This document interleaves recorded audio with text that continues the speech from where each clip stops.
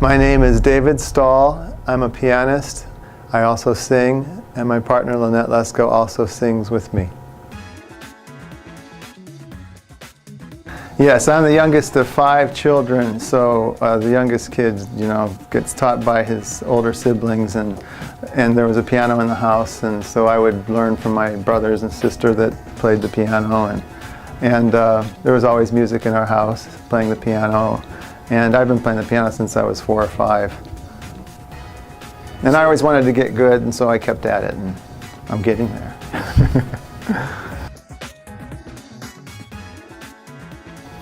Well, you have to stay involved, of course, and the challenge for me, what helps best is staying inspired and or motivated, you could say. And to do that, I think it's continuing having a project that you're working on continually keeps you inspired. Also doing different things, but boredom can be the enemy of that inspiration and motivation. So keeping away from boredom as much as possible. So variety, keeping a good variety, not overdoing it, and always looking ahead, keeping some sort of vision out there of what you're planning to do, and keeping motivated for that, so you have something to work on. There's always the sharpening the axe and the wood shedding, as they say in the music world, to keep your craft well honed. So you have to keep playing too. Well, I play in my job. I'm in the music department of a community college, and so I'm constantly playing. It's not always the music I want to be playing. That's the challenge too. So, balancing that with the extracurricular music work that you do is the challenge too. Well, I do like all kinds of music.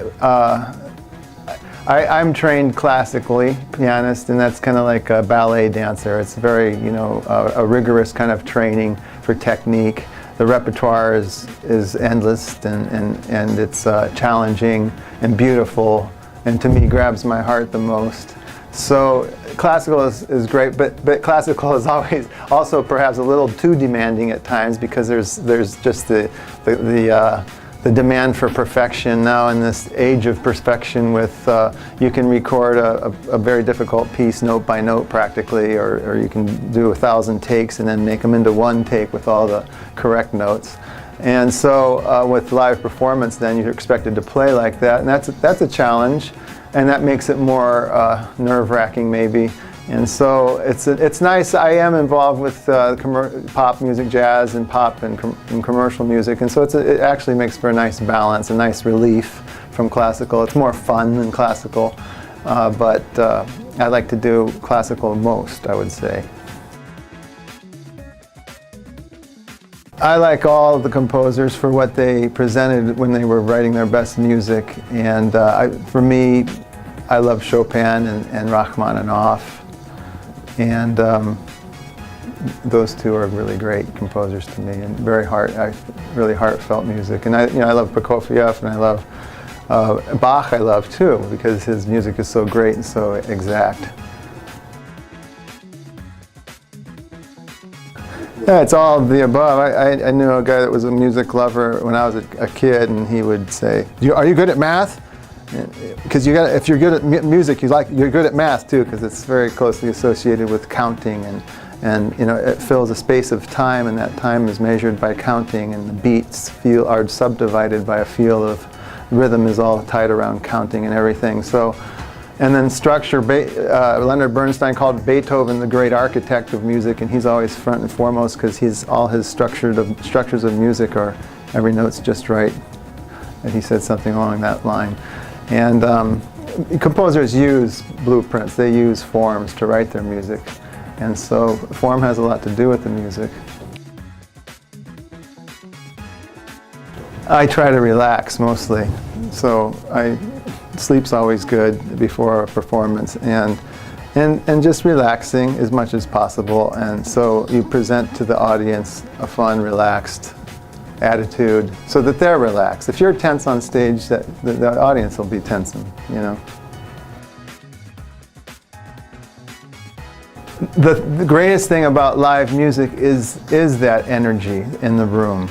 And when you're performing live, you and the audience is listening and focused on you, there's a real beautiful, intense energy that's there that you don't have with recorded music in the same way.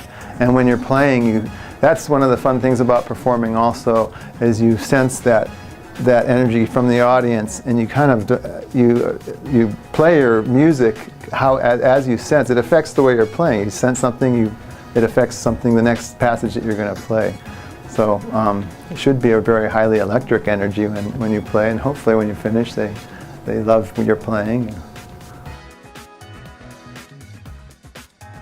My partner Lynette Lesko, she sings and she plays piano, and she's studied classical singing, so she's got the classical background as well. But when we perform, mostly what we've performed is for like cabaret style events and like corporate events and parties. And so we do standards and show tunes, and that kind of music. I've been talking mostly about the classical music, but the show tunes and the standards of the jazz pop literature is what we've done together primarily. We have performed for corporate events where we've had to act. We had to dress up like a speakeasy, and that was a lot of fun because we dressed the part and we did that kind of music from the 20s and 30s. And we've done weddings and anniversaries, and the 50th wedding anniversaries are very fun to play for because it's such a special occasion. And so parties especially, birthday parties, bar mitzvahs, any kind of event where the people come together and they want music. Sometimes it's background music and sometimes background with solo music where they'll have a special show that we'll perform as well. They'll be a little bit more specific in the kind of music that you'll play, because not always, but sometimes the couple getting married usually will specify certain kinds of music that they want. You always have something that's specified for the processional and the recessional usually, and then sometimes during the wedding ceremony, a candle lighting ceremony or something like that, or someone will sing a special song. So there'll be more specific music maybe that's geared towards a wedding event. Sometimes you have specific music requested for parties too, but